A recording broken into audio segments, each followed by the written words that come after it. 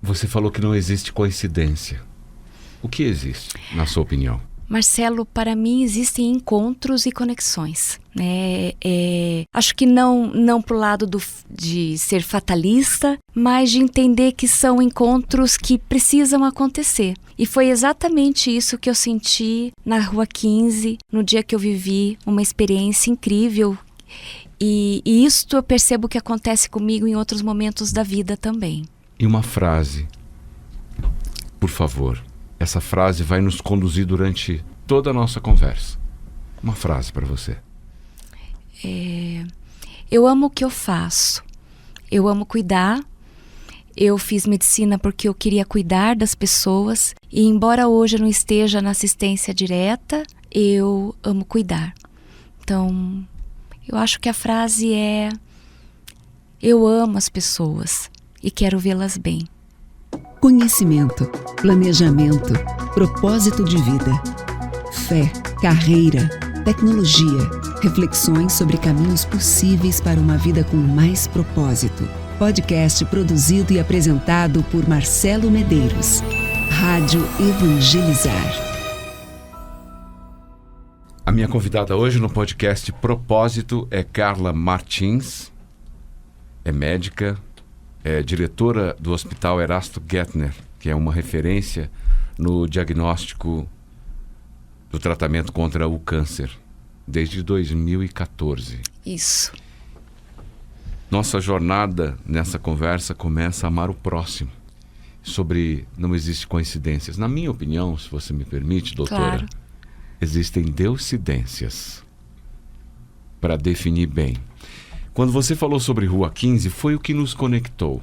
Isso. Rua 15, foi. para geolocalizar quem nos ouve com um alcance mundial, que são os podcasts. Rua 15 é conhecida como a Rua das Flores, em Curitiba. E lá a doutora Carla Martins viveu uma experiência de aproximação.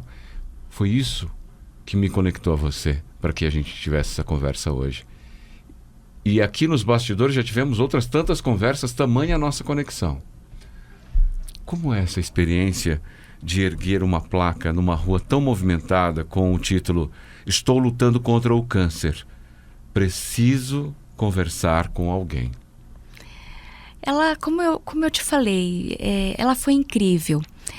Quando surgiu a proposta e pensaram no meu nome para viver, e exatamente foi a primeira pessoa em que pensaram, e eu escutei a proposta, em nenhum momento eu hesitei, apesar de me considerar uma pessoa tímida, mas quieta, mas em nenhum momento eu hesitei, porque eu falei, isso vai ser diferente, é uma experiência que eu tenho que viver. Já é algum tempo no Erasto, e o Erasto Gettner já está na minha vida, inclusive na minha formação. Eu fui acadêmica no hospital, e quando eu comecei a trabalhar no hospital, eu desenvolvi, eu acho que isso é uma história bem presente. Eu desenvolvi, claro, a empatia, isso está presente no nosso dia a dia, mas eu desenvolvi a necessidade de trabalhar com um propósito. Isso faz muita diferença no nosso dia a dia. Então, viver a experiência foi incrível, inusitada, e me levou a várias reflexões, e alguns medos e algumas expectativas também. Para você buscar e conhecer esse filme, é o filme sobre uma campanha Outubro Rosa do ano de 2022 do Hospital Erasto Gettner, em que a doutora Carla Martins participou encenando. E então, quando assisti esse filme, eu comentei com a minha colega que eu gostaria de conversar com você. Ela falou, não, é uma atriz. Não é uma atriz. E intuí que ou poderia ser a Fernanda Montenegro, ou alguém que realmente estivesse vivendo aquilo. É impossível. Tamanha realidade emocional. Como as pessoas lidaram naquele momento? Você conversou com alguém, como pedia o título? Sim, com várias pessoas. Na verdade, o filme ele é alguns pontos importantes, marcantes de uma tarde inteira de conversas ali na Rua 15. Nós iniciamos às 2 horas da tarde, enquanto tinha sol e dava para filmar, nós ficamos, e foi um sábado iluminado. Nós não tínhamos muita possibilidade de agenda, porque eram semanas chuvosas ali em começo, ainda em primavera, em Curitiba, e foi o único sábado que fez sol naquele período em que a gente ia gravar. E nós ficamos até perto das 19 horas. Conversamos com muitas pessoas, nem todas paravam, mas eu vou te dizer que eu conversei mesmo com as pessoas que não paravam, pelos olhares. Eu vejo hoje, eu acho que a gente não teve script, né? Eu sabia que me foi explicado que eu iria conversar sobre prevenção, né, sobre como a gente pode agir frente à doença e como a gente pode, em especial, se prevenir, porque aí os resultados sempre serão melhores, né? Uma identificação precoce de uma doença como o câncer faz muita diferença no tratamento e no desfecho, mas não teve script. Eu sabia disso e no dia a dia a gente conversa, né, entre nós, com a mesma naturalidade entre nós, a equipe, tem que fazer exercício, come melhor, fala com um colega, sabe da importância de filtro solar, o coloquial mesmo, o que a gente pode inserir na nossa vida, na prática, que são fatores de bem-estar, fatores de promoção à saúde, que entre outras doenças cardiovasculares também ajuda a prevenir alguns tipos de neoplasias. E foi isso que eu sabia. Então nós fomos com esse briefing, e aí a gente foi para a Rua 15. E eu tive uma orientação, sem ensaio, né? Não tinha rascunho. Eu fui com uma orientação. Carla, você tem que chamar a pessoa pelo olhar. Você vai estar com a placa, você não pode tocar, fazer sinal. Era a única orientação que eu recebi, e você tem que tocar com o olhar. Porque uma das minhas preocupações e expectativas era, apesar da Rua 15 no sábado ser bastante movimentada, o quanto a gente atrairia de pessoas para conversar, sabendo que a gente ainda vive num momento de preocupação e de uma aproximação cautelosa pela Covid mesmo. E o dia a dia, né? Apesar de ser um sábado, as pessoas têm seus afazeres. Então, a preocupação era de não parar. Bom, feito isso, foi com o olhar que a gente chamava. E a frase, segurando a frase, para mim, ela é muito familiar. O Hospital Erasto, ele tem uma missão que é simples de falar, é fácil da gente aprender, e praticá-la no dia a dia não é tão fácil. Mas ela tem muito a ver com o lutar, que é combater o câncer com humanismo, ciência e afeto. E é isso que a gente faz lá dentro. É isso que os familiares fazem, é isso que os próprios pacientes fazem, e é isso que nós, como colaboradores, fazemos, como os apoiadores fazemos. E é esse propósito que fala mais alto, apesar da timidez, ele fala mais alto em vencer a expectativa e confiar que a gente vai conseguir se aproximar das pessoas e levar a informação necessária. Qual foi o olhar que mais te emocionou? Eu hoje tenho algumas memórias, assim, eu construí alguns sentimentos. As emoções foram muito reativas, né? Eu chorei, eu me emocionei, eu dei risada. Quando eu me vi, eu estava dando risada junto com uma pessoa com quem eu conversei, e foi um olhar de afeto e um olhar de sentimento por não parar.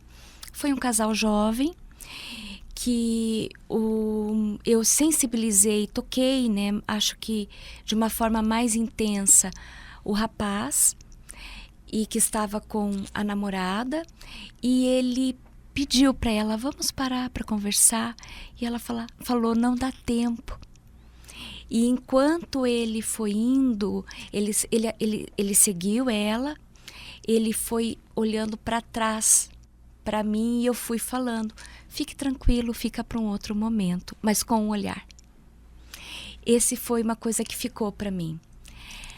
E tiveram outras questões também, outros olhares que me despertaram também. Você consegue sair daquela pessoa que estava lá com a placa e se colocar no lugar de quem estava caminhando? Se sim, o que você sentiu por eles? Para a gente entrar na história deles também, do tempo. O tempo, a pausa que o mundo precisa. Teve o que a gente começou no início, teve conexão. Eu acho que eu estava aberta a isso, disposta a isso, e aí foi um mix. Eu senti afeto, ternura, a empatia, que a gente trabalha tanto como médico, mas ela se tornou quase que palpável. Eu senti muita empatia por parte das pessoas que passavam. Teve angústia, teve dor, eu percebi dor. E até entendi, depois desses sentimentos, porque muitos desses sentimentos, as pessoas pararam e eu pude fazer a leitura depois. Mas teve muito amor também, teve muita força, porque as pessoas queriam também transmitir força com o olhar e depois na conversa também. Até eles entenderem que eu estava ali com o propósito de levar uma informação de prevenção e que eu combati o câncer, lutava contra o câncer, trabalhando dentro de um hospital oncológico.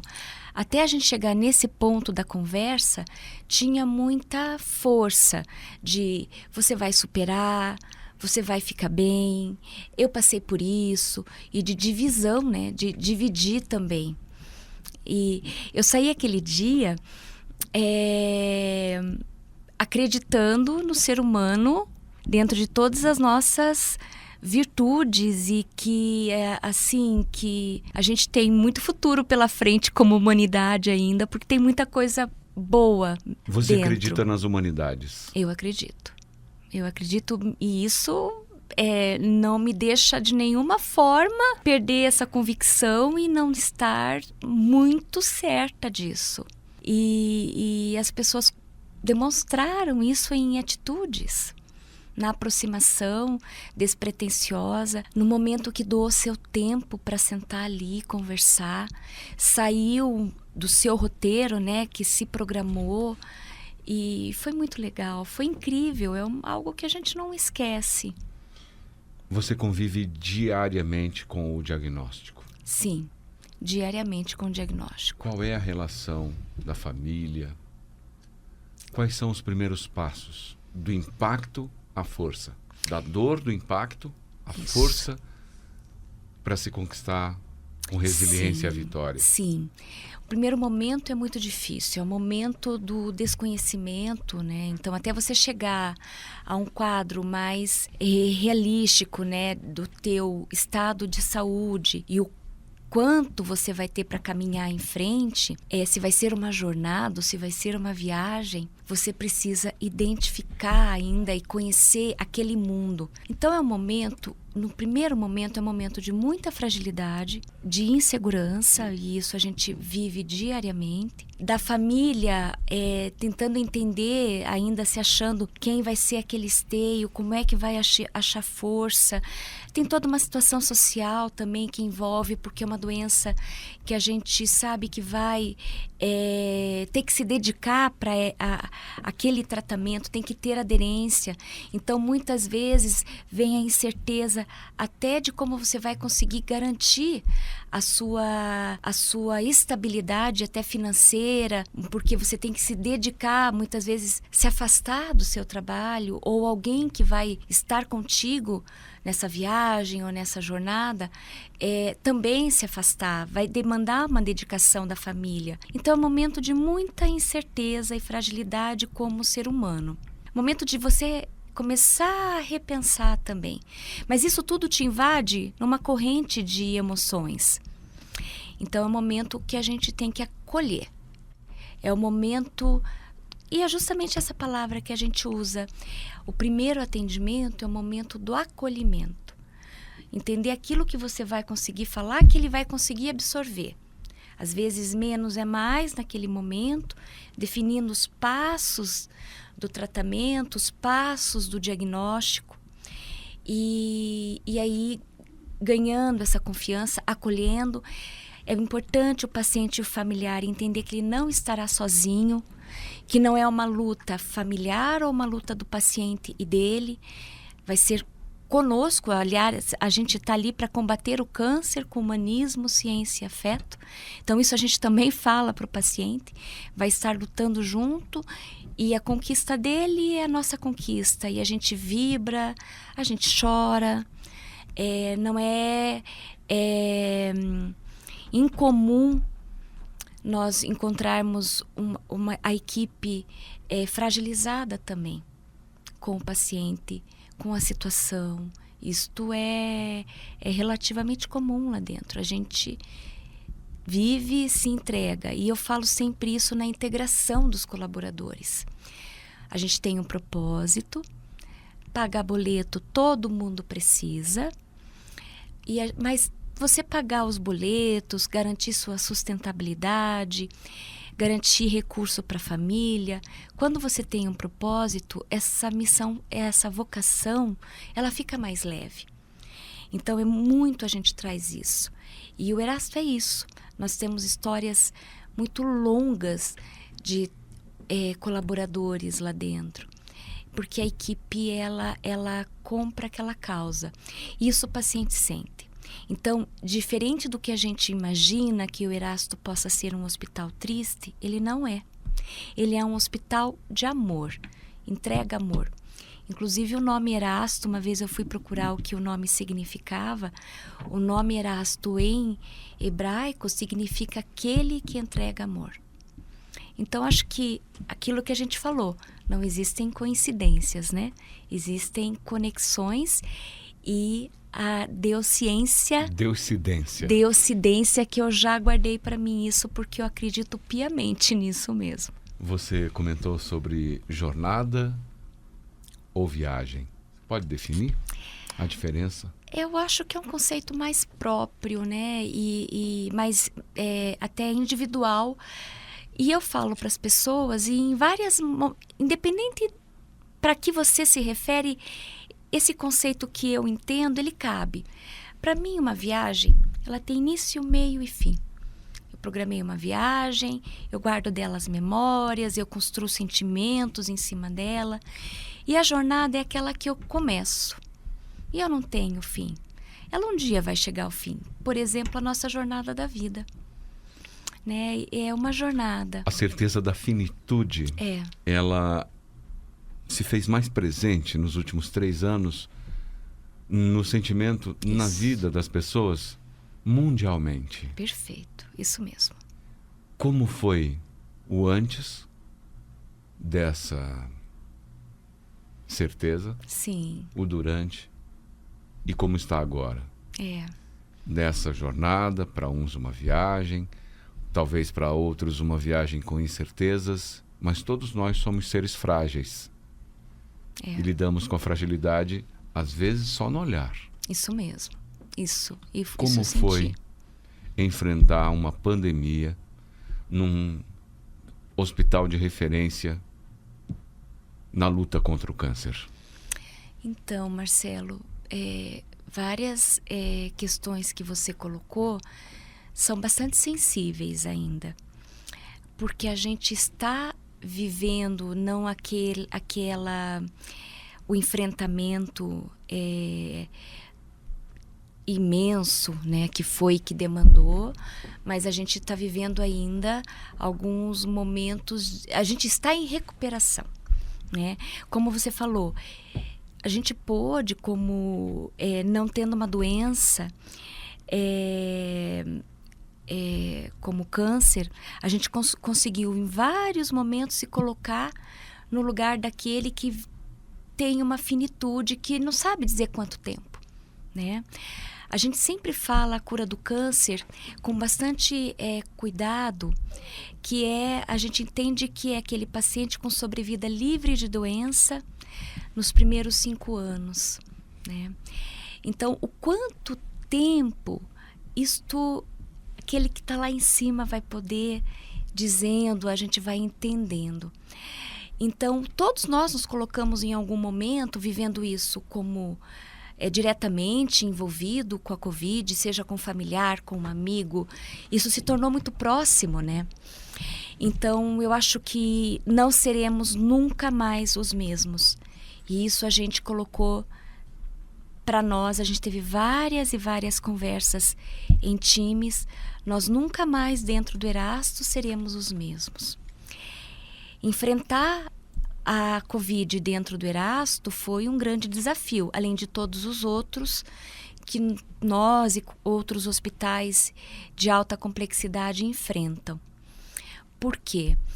Porque a Covid, para o paciente oncológico, ela pode atravessá-lo como uma serra elétrica. E uma coisa que para mim ela é muito clara: a gente não pode atropelar o paciente oncológico. Ele não pode ser atropelado e perder a possibilidade de cura dele. Não pode ser atropelado por uma Covid. Eu não posso fazer um transplante de medula óssea e ser atropelado por uma Covid, né? Eu falo isso porque eu trabalho no hospital há 8 para 9 anos agora como diretora, mas eu tive uma história prévia dentro do hospital, seja como acadêmica lá, contando uns 33 anos, seja como médica há 17 anos do controle de infecção hospitalar. Eu dizia para os nossos pacientes, para os nossos colegas médicos, para a equipe multidisciplinar, que nós tínhamos a obrigação de prevenir e controlar a infecção, porque um paciente oncológico, onde nós lutamos tanto para que ele sobreviva e tenha sobrevida livre de doença, não pode ser atropelado por uma infecção hospitalar. E a Covid atropela nosso paciente oncológico de várias formas. As hospitalizações são prolongadas, tem que interromper quimioterapia e radioterapia, muitas vezes postergar um transplante, e algumas vezes ele não tem aquele tempo de postergação. Tempo para ele ali é vida, né? Então, nos afetou, porque nós fomos um hospital que entramos na linha de frente, um hospital, uma organização privada de caráter filantrópico, onde um pouco mais de 75% da nossa produção é do paciente do Sistema Único de Saúde, e nós fomos direcionados pelo gestor municipal, que é o nosso gestor público, a atender e a participar do enfrentamento da Covid na cidade de Curitiba e região metropolitana. Então, nós atendemos pacientes oncológicos com Covid, pacientes oncológicos com Covid que eram nossos já, atendemos pacientes não oncológicos com Covid. E continuamos a atender os pacientes oncológicos porque o câncer não espera. O paciente oncológico sem Covid tinha que ser tratado, fazer suas quimioterapias, suas cirurgias, sua rádio, e ele não poderia sofrer nenhum tipo de transmissão intra-hospitalar da Covid. Então, nós tivemos que criar praticamente 2 hospitais dentro do Hospital Erasto, criar tendas nos ajudaram, e para nós foi sofrido ver o nosso paciente no inverno, numa tenda. Nós não tínhamos uma sala de espera externa, esperando para ser atendido, porque nós não podíamos ter aglomeração. Foi difícil para o nosso paciente oncológico ficar sem o acompanhante, e também para o nosso paciente de Covid ficar sem acompanhante, porque a gente tinha que reduzir o trânsito de pessoas dentro do hospital para proteger os nossos pacientes. Foi difícil pedir para o nosso voluntariado, que são os nossos anjos de rosa, em que a maioria absoluta são voluntários acima de 60 anos, do grupo de risco, que nesse momento onde a gente talvez mais precisássemos deles, eles não poderiam estar. A nossa equipe da capelania não poderia estar pela idade. ou porque tinham comorbidades, não poderiam estar junto nesse momento. Então, eu brinco que a Covid é uma doença muito solitária, e o câncer, onde a gente tenta que ele não seja solitário, muito contrário, o nosso paciente internado, ele tem que ter muito calor, muito amor, muito afeto, muita afetividade. Então, a gente trabalhar com isso. Mas superamos, né? Houve um momento, alguns dias passam pela lembrança, um momento onde a gente tinha mais de 150 colaboradores afastados. Então, eram colaboradores que deveriam estar descansando, mas estavam lá em sua hora de folga ou nas férias, trabalhando para que a gente pudesse dar toda a assistência necessária, né? Então, foram realmente momentos difíceis. E ainda uma equipe olhando, uma equipe fora, porque nós assumimos a gestão de um hospital fora de Curitiba, em que ele era pleno Covid. Somente assistência, 120 leitos de atenção plena ao paciente com Covid, em uma cidade do estado do Paraná. Então, realmente, vários desafios se somando. Mas, ao mesmo tempo, foi um período de 2 anos em que o hospital cresceu, se expandiu. Então, teve que nem aquela frase, né? Sem saber que era impossível, foi lá e fez. Então, vem uma força muito grande, que a gente entende que aquele olhar, a gente tem muito isso lá dentro, que aquele olhar lá de cima, aquele momento que você... Puxa, mas no fim as coisas aconteceram e elas deram certo.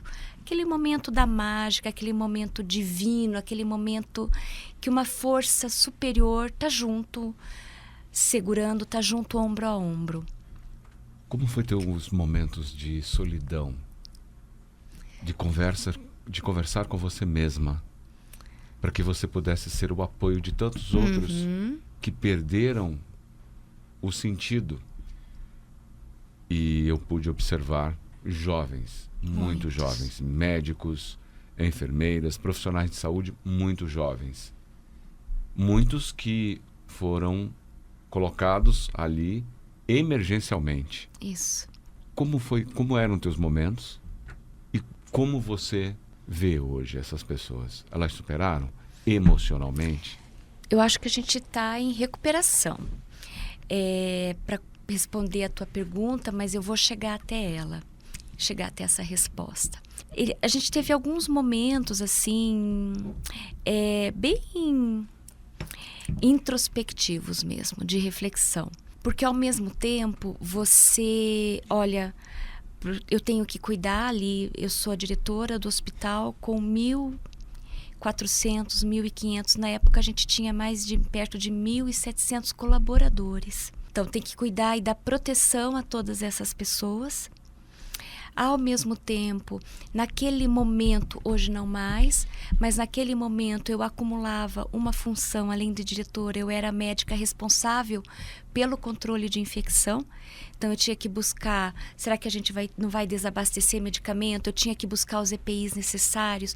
Eu tinha que treinar e falar também com eles a respeito da doença, a respeito de que precauções, que tipo de isolamento, junto com a equipe de controle de infecção, eu tinha que dar esse aporte também para a equipe de controle de infecção.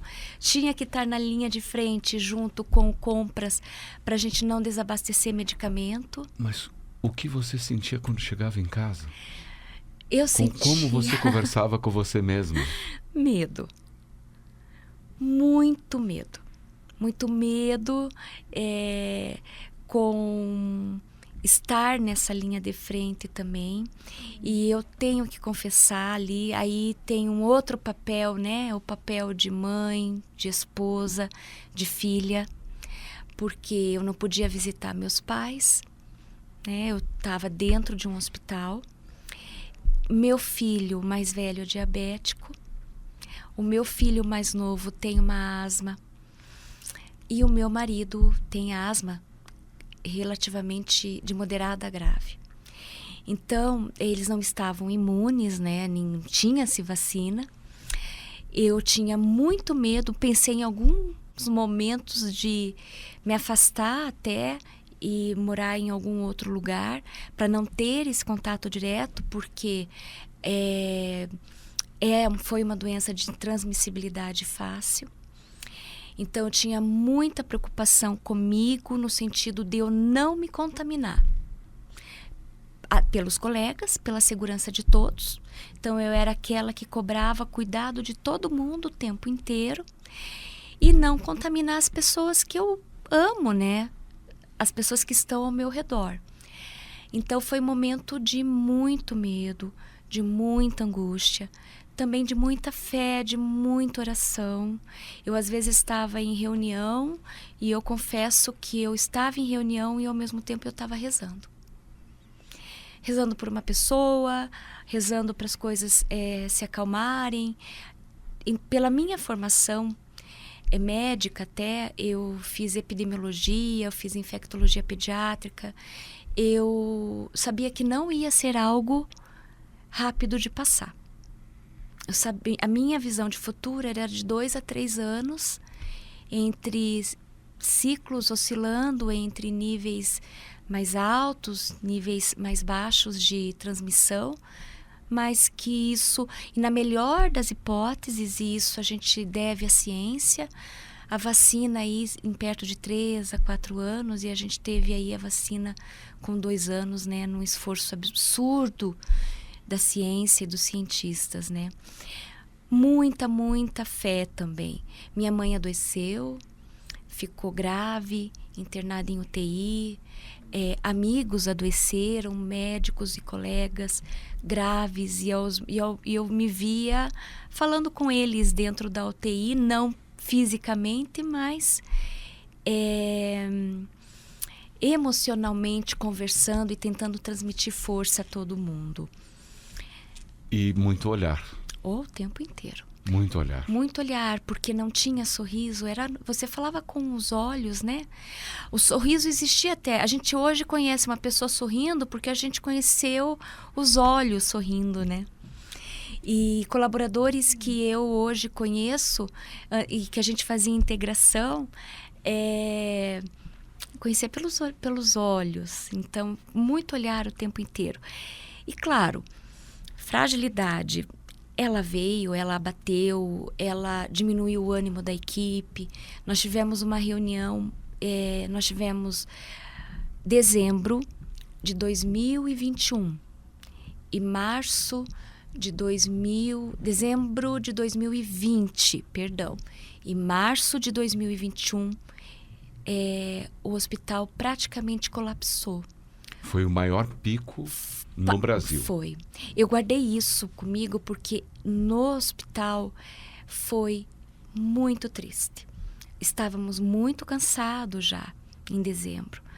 Não tinha equipe mais para trabalhar. As pessoas adoecidas, nós todos adoecemos. Eu falava isso, continuo falando, e as forças elas vão diminuindo. Então, dezembro foi um mês muito difícil. E março também. Em dezembro, eu lembro de uma reunião. Nós precisamos somar forças. E a gente fez uma reunião com as lideranças, onde eu estava liderando essa reunião. E enquanto eu falava, em algum momento a minha voz transmitiu força, e aí foi em cascata, foi todo mundo começou. Aí sabe aquele momento que alguém te pega no colo e você começa a chorar? E aí toda a nossa equipe em reunião, nossas enfermeiras foram muito guerreiras. Eu me emociono agora.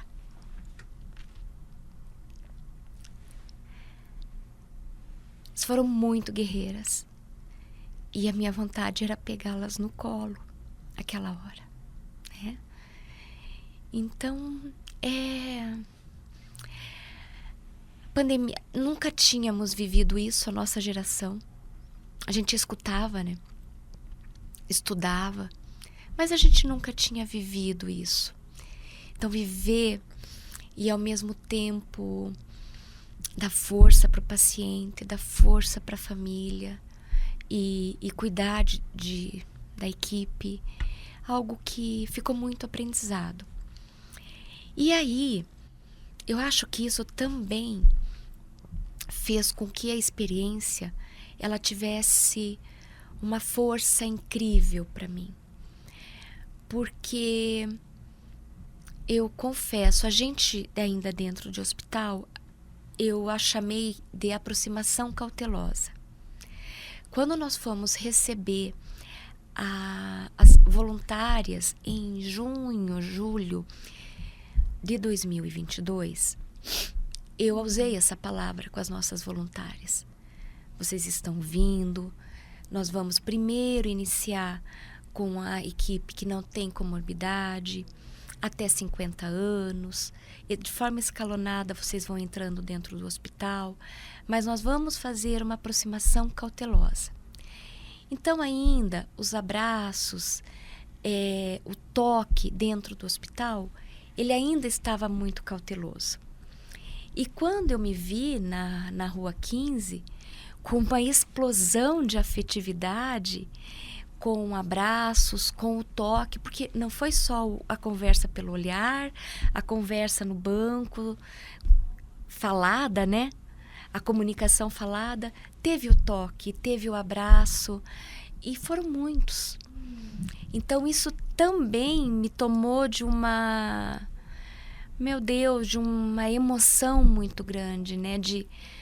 Nossa, a gente pode fazer isso. Uma afetividade possível. Possível, a gente pode fazer isso de novo. E eu me senti muito feliz. É um resgate também da certeza de que nós podemos sim ser empáticos. Isso. Reconhecer diariamente. Isso. Isso e mesmo. Se sentir abraçados pelo olhar também. Isso mesmo. O enfrentamento não parou para você. Não. Você convive diariamente com o diagnóstico do câncer. O câncer tem cura?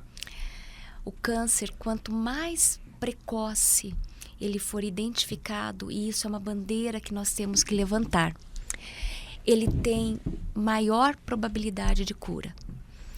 Eu vou dar o exemplo dos nossos números, nada como você ter números dentro da sua casa e você poder falar sobre isso, né? Um exemplo do hospital. Dentro do hospital, passam por ano 57, perto de 54 a 57 mil pacientes que estão dentro dos 5 anos de tratamento.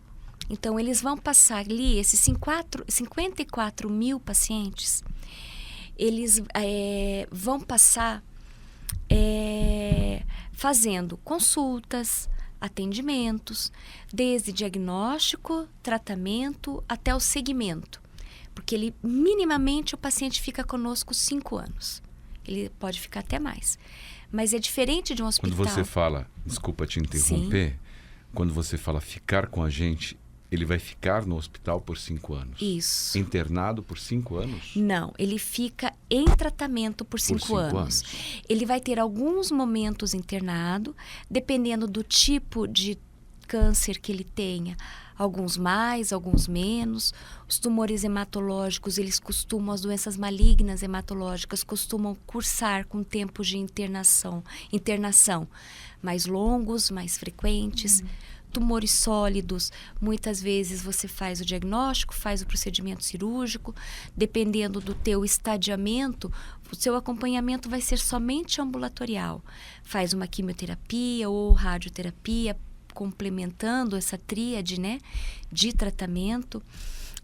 Hoje eu chamo que além de tríade a gente tem são 4 grandes, né, estacas, a cirurgia, a químio, a rádio e o transplante de medula também, para as doenças malignas, né, hematológicas.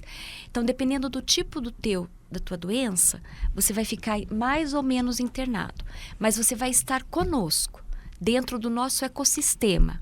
Pode ser ambulatorial ou internado, fazendo os exames de acompanhamento minimamente por 5 anos. Quanto mais precoce você identificar, melhor. Então, esses 54 mil pacientes transitam conosco.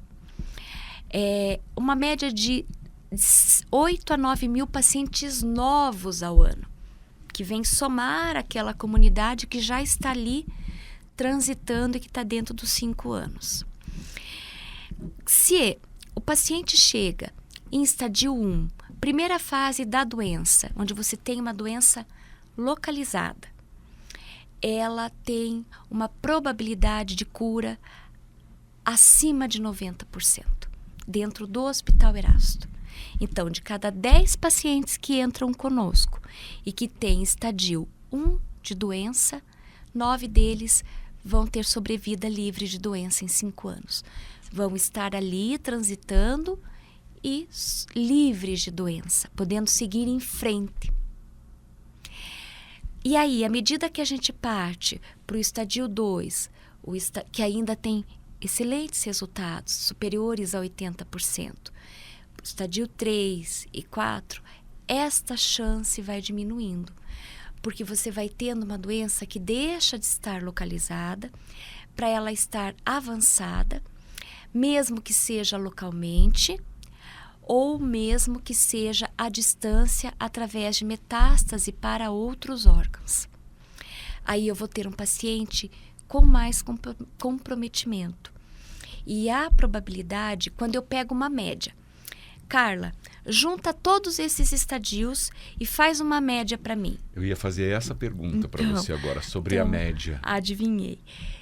É muito boa. Hoje, dentro do hospital, ela é comparável aos melhores centros e a gente pode se comparar a centros internacionais. De cada 10 pacientes que entram no Hospital Erasto hoje, onde a média ali fica uma média de prognóstico, 7 têm sobrevida livre de doença em 5 anos. É um resultado muito bom. É um resultado que a gente tem que nos alimentar de esperança, de resiliência aos momentos, aos dias difíceis, aos efeitos colaterais ou secundários do tratamento, né? E tem que ter força e realmente resistir. Então, esse misto de sentimentos, o paciente vai construindo. O primeiro momento é porque eu, né?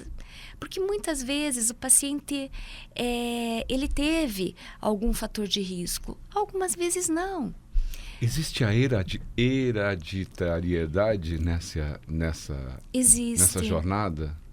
Pode passar de geração em geração alguns tumores, de 5% a 10%. Então, você veja, não é tão irrelevante. Quando a doença tumoral ela está envolvida, há uma mutação, por exemplo. E existem vários tumores que você consegue, uma vez identificando, você deve passar por um serviço de genética para fazer a sua análise, o seu sequenciamento genético. Nós temos isso dentro do hospital. E orientar a família se deve ou não seguir com o mesmo sequenciamento genético, para que a família também entenda sobre essa hereditariedade e ela consiga, de uma certa forma, fazer exames preventivos.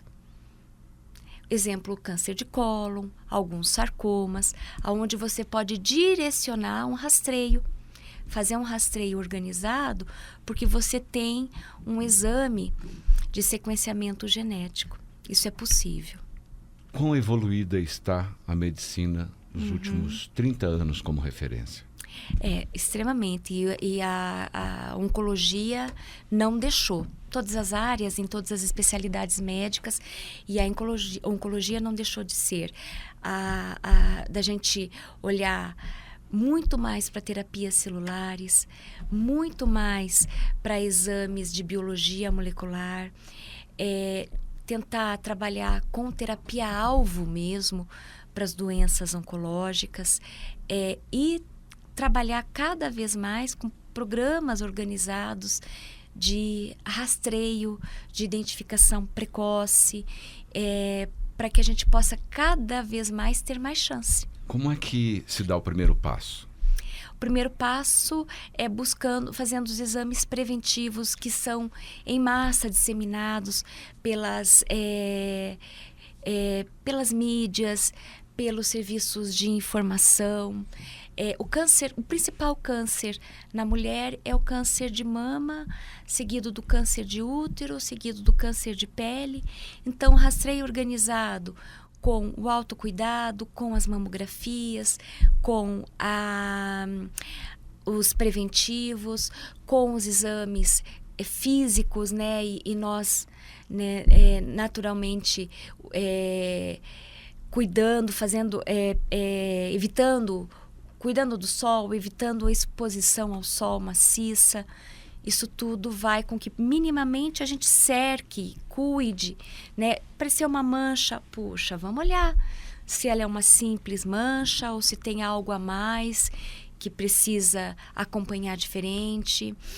E do homem, o câncer de pele e o câncer de próstata. Nessa escala, nessa ordem? Próstata e pele, né? E aí também com os preventivos, e aí tão importante o Novembro Azul, tão importante o Outubro Rosa, tão importante o Julho Verde, que é da cabeça e pescoço, também para quem é fumante, lembrar sempre da possibilidade dos cânceres em região oral, em cavidade oral, né, em região de laringe. Enfim, o primeiro passo é você olhar para a tua qualidade de vida, entender que um dia o tempo vai cobrar, né, aquele custo pessoal, né, por ter ou não se cuidado. Ele, em algum dia ele vai vir, o tempo ele é inexorável, implacável. Então, fazer esses preventivos, para que esse é o primeiro passo. E ter uma vida saudável, ter promoção de saúde, participar. E o evento na 15, ele foi exatamente para isso. Nós aproveitamos para fazer em outubro. O hospital já tem o seu Outubro Rosa. Então, apesar de nós termos Outubro Rosa motivado, vários movimentos de Outubro Rosa, todos muito válidos, o hospital não poderia ser diferente. Nós temos os nossos movimentos internos também em relação ao Outubro Rosa, e um dos movimentos foi: vamos fazer promoção conversando, dar leveza em uma conversa próxima, como aquela conversa que a gente tem com os amigos. Puxa, usou protetor? Ah, mas aquele sol não faz mal, quem nunca? Estava com preguiça, né? Ah, mas está meio nublado hoje e não usou o protetor solar. Então, era nisso que a gente queria chegar. Então, o grande mote da experiência, ele foi nisso, da gente realmente conseguir se aproximar e a gente conseguir levar essa informação, chamando atenção, trazendo pelo afeto, de quero conversar, eu combato o câncer e eu quero conversar com você, fazendo esta forma de chamar. 54 mil pacientes, 9 mil ao ano. Qual a história que mais te marcou? Eu tenho tantas histórias, muitas.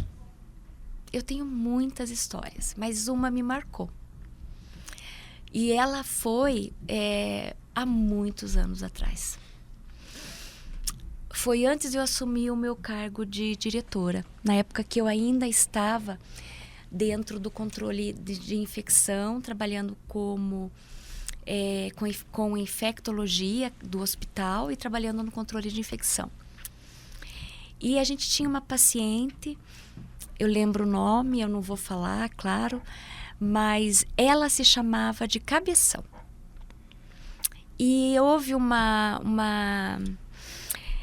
identificação entre eu e ela, porque eu ocasionalmente a visitei para fazer uma orientação de antibiótico pós-operatório para ela, e nós tínhamos a mesma idade, de 40 anos. Então a gente está falando aí em torno aí de... Não seríamos indelicados. Mas pode ser. Dimensionalidade. Não, afinal, mas você é tão bonita, tão jovem, com uns olhos azuis como esse, na Rua 15, não precisa falar absolutamente nada. Receba o meu elogio. Muito obrigada. Mas a gente está falando aí de 15 anos e eu amo falar a minha idade porque eu não faria nada diferente. E é uma delícia viver, né? Então a gente está falando de uma idade de 40 anos, aonde ela tinha, os filhos dela, um casal, tinham a mesma idade dos meus filhos. Por mais que como médica a gente trabalhe isso, a empatia, ela vem, né? A identificação também. E você quer ajudar. E você quer que aquela pessoa crie seus filhos. Lembrar que ele tem uma mãe, tem um pai, tem um irmão, tem um avô. E quando ele chega ali, puxa, será que eu vou ver essa criação? Será que eu vou conseguir ver meu filho? Qual é aquela questão da finitude, né? A gente passa a entender que é finito, a gente não consegue mensurar. Mas passa a entender que é finito, que foi aquilo que a Covid nos trouxe como uma doença aguda. O câncer faz isso. E eu me identifiquei muito com ela. E ela fez uma cirurgia, ela tinha um tumor de sistema nervoso central, localizado, mas em uma situação de difícil localização. Onde ela não foi à cirurgia, a primeira linha terapêutica, por conta de possíveis complicações no pós-operatório, né, pela difícil localização. E eu acabei tendo que prepará-la até para ela ir para uma cirurgia e depois acompanhei no pós-operatório. Como controle de infecção e infectologista. E ela desenvolveu uma infecção no pós-operatório e uma infecção de calota óssea, ela não é fácil de curar. O osso, quando infecta, ele não é fácil de curar. E não era uma infecção que a gente conseguiria ter prevenido. Dentro das infecções, nós temos infecções que a gente consegue prevenir e infecções que a gente não consegue prevenir. Então, eu a acompanhei por bastante tempo. Muito tempo. E ela me tocou porque ela tinha uma força de vida para ver os filhos crescerem e para viver aquela vida que ela estava determinada a viver, que o câncer não a levou. Por mais que ela tinha um prognóstico inicial reservado, por mais que ela teve uma complicação infecciosa durante o seu tratamento, o câncer não a levou. E isso, para mim, me definiu, no sentido de que a forma como a gente encara a doença, ela é fundamental durante essa jornada. E aí, eu acabei, hoje, perdendo o contato. Tive por 5 anos, longos 5 anos, contato com ela livre de doença, conseguindo, com algumas sequelas ou limitações motoras, com uma dificuldade na fala, que ela já estava em reabilitação, mas presente para trabalhar e presente para criar os filhos, né? Então, eu acho que isso não tem preço, sabe, Marcelo? Isso me sensibilizou até hoje, porque ela foi vitoriosa e os nossos pacientes, pense, eu te falei, 70% dos nossos pacientes, né? Uma sobrevida livre de doença. E, independente disso, nosso paciente, ele é muito forte. Ele é resiliente e ele vai à luta mesmo. E é muito grato. E se você se reencontrasse com ela hoje, o que você gostaria de olhar nos olhos, falar ou simplesmente olhar? O que você expressaria a ela agora? Eu diria que ela foi agraciada, né? Que bênção de Deus, e que ela se sinta a pessoa mais feliz da face da terra, porque ela foi escolhida mesmo para ela estar na vida que ela deveria estar. E ela passou por isso por algum motivo.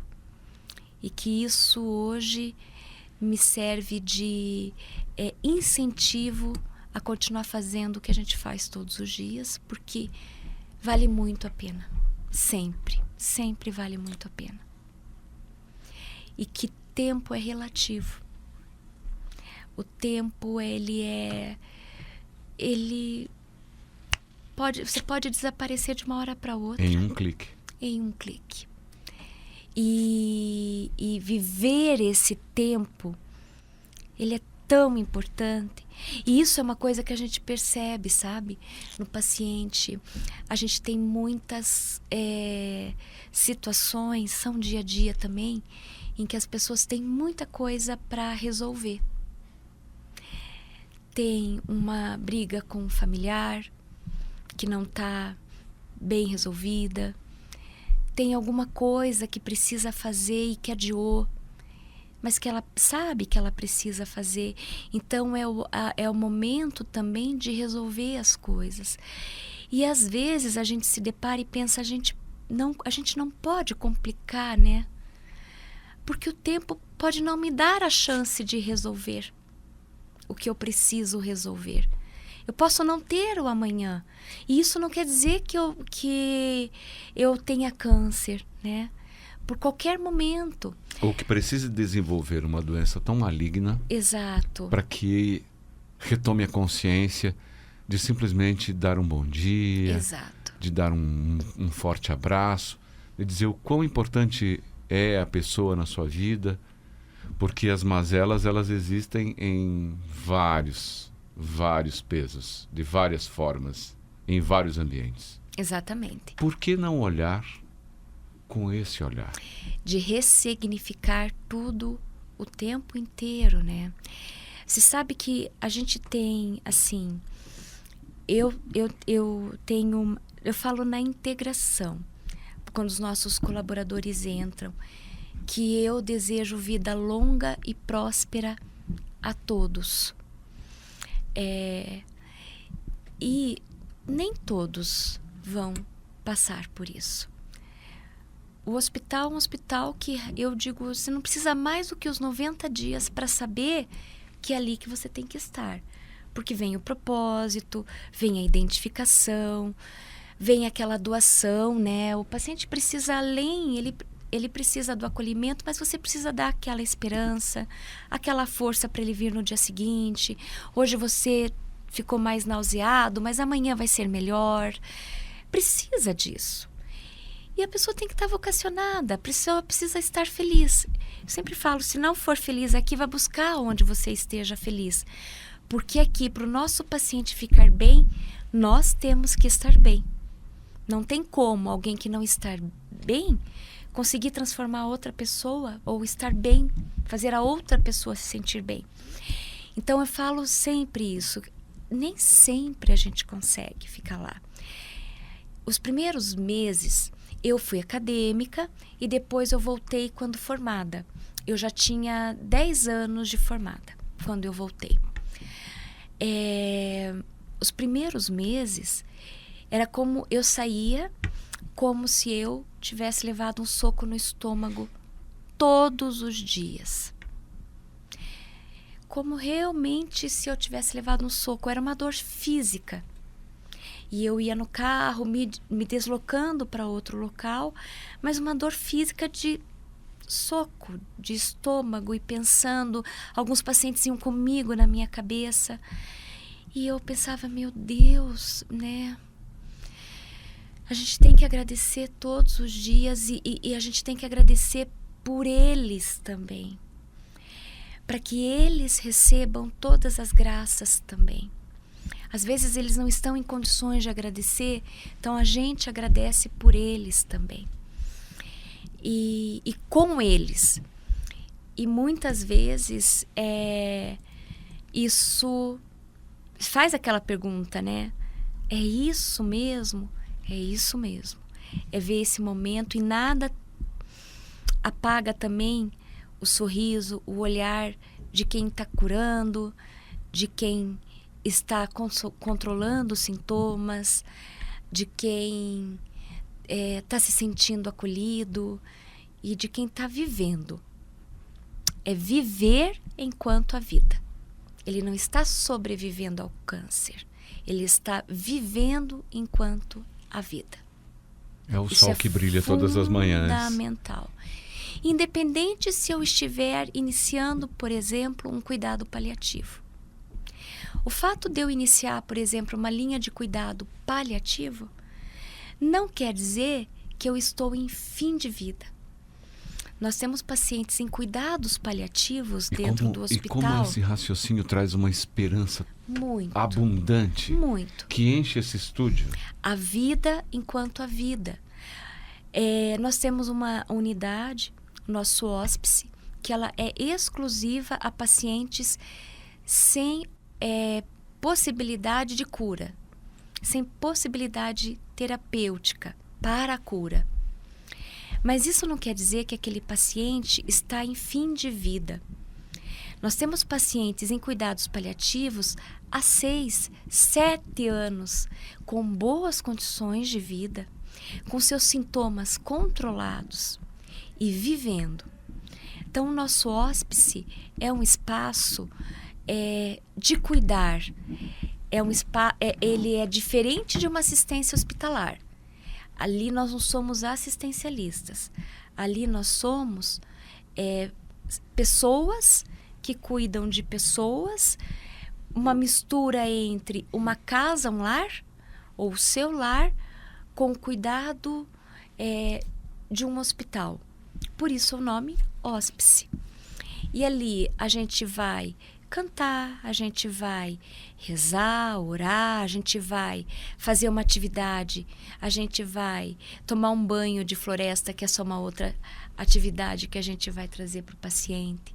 A gente vai fazer uma festa, e a festa, nós fizemos uma festa há um mês atrás, que foi um sarau no jardim, lindo, cheio de lanternas, com os passarinhos cantando ao fim da tarde. A gente vai comer bolo, então tem cheirinho de bolo. A gente vai escutar piano. O filho de uma paciente, a mãe já faleceu, mas ele continua o vínculo conosco, foi cantar. Com ele tem um grupo. E é isso, é o momento onde a vida ela fica mais intensa, e tem que ser assim. E os familiares também.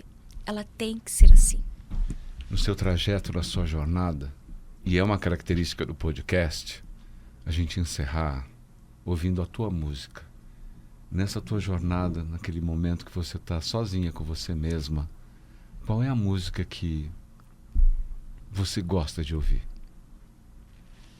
Assim como as histórias que você viveu e que marcaram a tua vida. Assim como a tua missão, com esse amor que enche essa sala, esse estúdio, pelo ofício, pela humanidade. Algumas músicas, eu amo música. Somos uma família um pouco musical. Eu digo que eu abro a janela quando eu acordo e as notas musicais saem de dentro da minha casa, com os meus 3 amores que moram comigo. Mas uma me veio à cabeça. Na tua fala, você começou a falar que é a vida. E é bonita, e é bonita. E viver é isso. É isso que vem para mim. Gonzaguinha, escuto a voz dele cantando.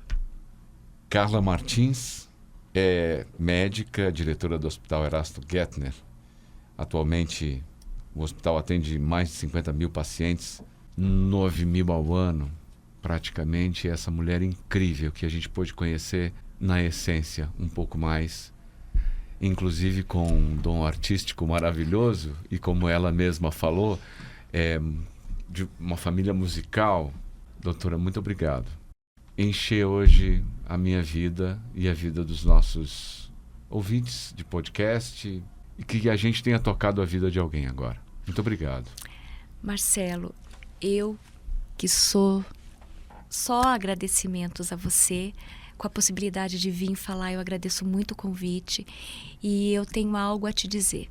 Acho que a conexão foi imediata, e eu digo de coração que você tocou minha vida hoje. Muito obrigado. Muito obrigada por essa conversa. A gente pode abraçar? Pode abraçar. Então, tá bom. Propósito, podcast produzido e apresentado por Marcelo Medeiros. Rádio Evangelizar.